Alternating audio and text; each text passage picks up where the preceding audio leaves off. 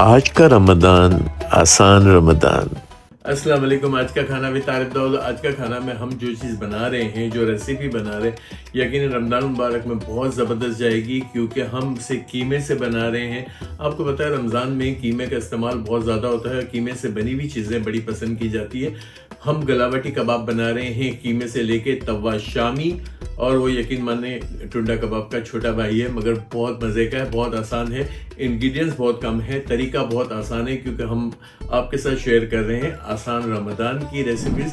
Ion चल के बनाते हैं। आपसे रिक्वेस्ट करेंगे, चैनल पर नए हैं सब्सक्राइब कर दें, लाइक करें, शेयर करें, बेल का आइकन प्रेस करें। मेरे साथ जल्दी से चलें, हम बनाते हैं तवा शामी। बिस्मिल्लाहिर्रहमानिर्रहीम पढ़ के, दुरूद शरीफ पढ़ के काम को शुरू करते हैं। जैसा कि मैंने आपको बताया तवा शामी के लिए यहाँ पे क्या करेंगे, यहाँ मैंने तकरीबन 1 kg मोटा कीमा ले लिया है। मोटा कीमा लेने का मकसद एक आसान रमज़ान में आपको पीसने पासने की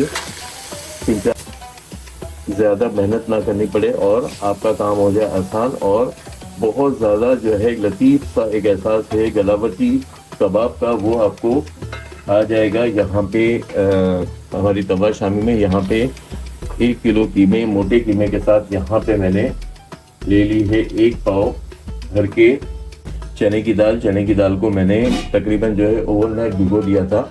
यहाँ पे चला गया 2 टीस्पून नमक। अच्छा, शामी का नमक हमेशा ज़्यादा हो जाता है तो हम परेशान हो जाते हैं, इसलिए अभी कम करें, पीसने के बाद चेक कर लें क्योंकि पक चुकी होगी। यहाँ पे 1 टीस्पून इसमें हमने शामिल कर दी हल्दी, यहाँ पे 2 टीस्पून कुटा धनिया, 1 टेबल स्पून भर के ज़ीरा, यहाँ पे 2 टीस्पून पिसा गरम मसाला वही इस्तेमाल करें जो मैंने बताया था। हमारे डायरेक्टर साहब उसका लिंक लगा देंगे, तो आपकी हर चीज़ बहुत अच्छी बनेगी रमज़ान में। यहाँ पे 2 टीस्पून कुटी लाल मिर्च, यहाँ पे 2 से 3 फूल बादियान के चले जाएंगे। यहाँ पे हम इसमें शामिल करेंगे तेल, तकरीबन 2 टेबल स्पून जितना। यहाँ पे चला जाएगा पानी, और पानी भी बहुत ज़्यादा नहीं जाएगा क्योंकि कीमा है, इसे पानी को ज़रूरत नहीं है, तो हम जल्दी इसको उबालेंगे यहीं इसके अंदर ही हम पीसेंगे, तो आसान रमज़ान की आसान सी रेसिपी तैयार हो जाएगी। इसको अभी से बना के भर के रख दें। इसमें कुछ इंग्रेडिएंट्स बाद में जाएंगे, वो मैं बाद में बताऊंगा। अभी तो फिलहाल मैं आपको पीसना बता रहा हूँ। यहाँ पे इसको पानी शामिल करके हम उबाल लेंगे।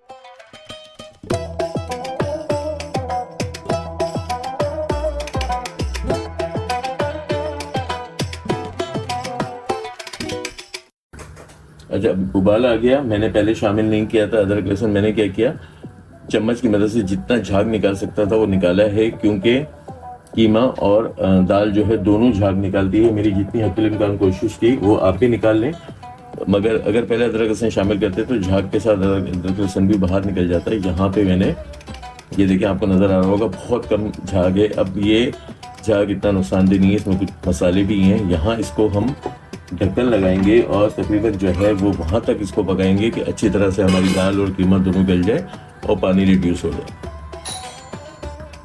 चले, मैंने यहाँ इसको 45 मिनट बहुत स्लो पावर पे पकाया। यहाँ पे आपको नज़र आ रहा होगा बिल्कुल जो है वो दाल भी गल गई और कीमा भी गल गया, पानी खुश्क हो गया। बस इस स्टेज पे चूल्हे को फास्ट कर दिया है, और मैंने चूँकि कहा था कि आसान काम है, आसान काम, मगर ये फ्रीज करके अभी से रख दें, बना के रख दें।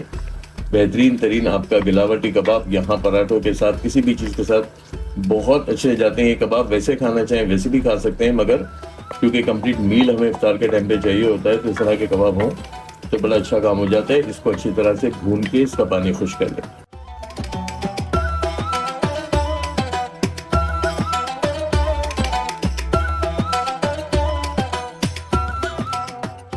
बस यहाँ इतना इसको मुझे ड्राई करना है कि इस पे से चमक उड़ जाए। शामी का जो है वो सबसे बेहतरीन साइन होती है कि चमक उड़ जाती है, गदलापन आ जाता है, प्लस जो है ये जब हमारा पैन पकड़ने लगेगा तो इसका मतलब है कि हमारी शामी तैयार हो गई है। और तवा शामी मैं आपको क्या बताऊं, बिल्कुल एक ऐसी रेसिपी इजी तरीन। आपने देखा मसाले भी कोई ऐसे नहीं है, ऐसा चूँकि खड़े मसाले कोई शामिल नहीं किए, तो आपको जो है पीसने में प्रॉब्लम नहीं होगी। बादियान के फूल हम इस वक्त निकाल देंगे पीसने से पहले, और प्लस नमक को चेक करेंगे क्योंकि नमक वेरी करता है, फ़र्क आता है हर जगह से। मगर शामी में नमक ऊपर से डल सकता है, मगर हम निकाल नहीं सकते अगर ज़्यादा हो जाए। इसको बहुत अच्छी तरह से भून लूँगा।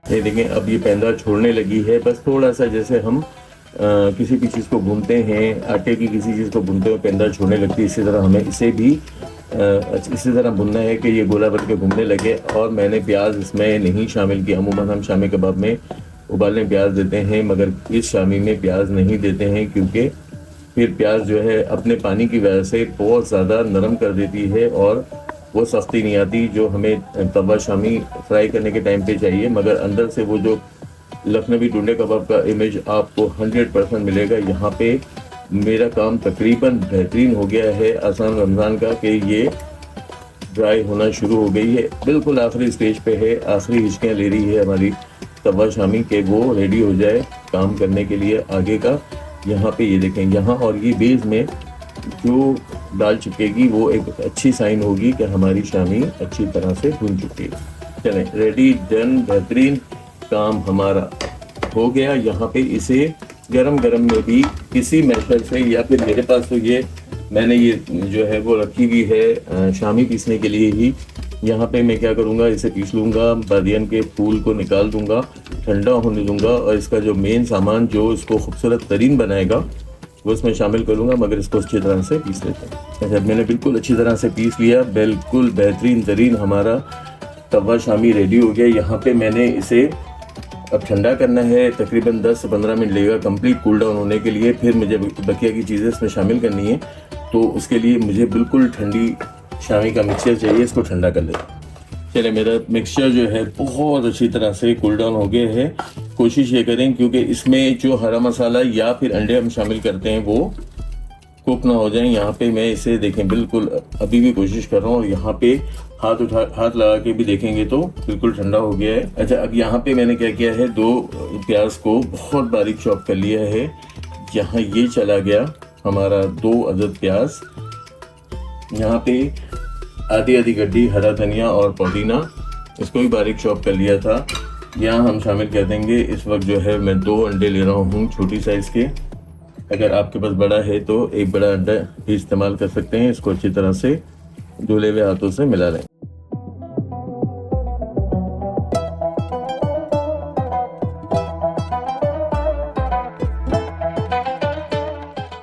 यहाँ इसे मिलाने के बाद अगेन जो है फिर मैं क्या करूँगा, इसे या तो फिर जिपर बैग्स में भर के रख दूंगा, कबाब बना के जिपर बैग्स में भी रख सकते हैं, वैसे मिक्सचर को भी रख सकते हैं, या फिर मुझे जो है थोड़ा इसे मज़ीद ठंडा करना है ताकि अंडे जो हैं अच्छी तरह जज्ब हो जाएं। इनको मैं ठंडा कर लूँगा। चलें, इसको मज़ीद 10 मिनट के लिए ठंडा किया, बिल्कुल देखें स्मूथ हो गया।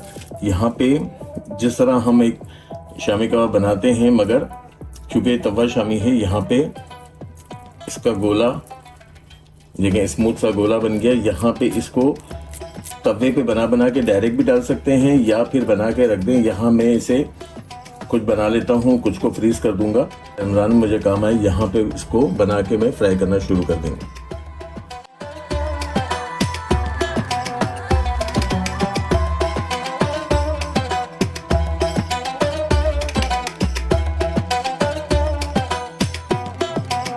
फिर मैंने यहाँ पे इतने कबाब बना लिए जितने मुझे आपको दिखाना ज़रूरी है। ये सारा मिक्सचर कबाब बनेगा, कबाब बन के फ्रीज हो जाएगा। रमज़ान में आपको आसानी हो जाएगी अगर आपके पास ये मिक्सचर पिसा हुआ है। चलें, हमारी तवा शामी के लिए तवा लगा दिया। यहाँ पे ऑयल लेंगे, जिसे हम कहते हैं सिकी हुई शामी कबाब, उस तर्ज पे हमें फ्राई करनी है। यहाँ पे हमारी शामी आ गई। जितनी जितनी शामी होती जाएगी हम साइड पे तवे पे डालते जाएंगे।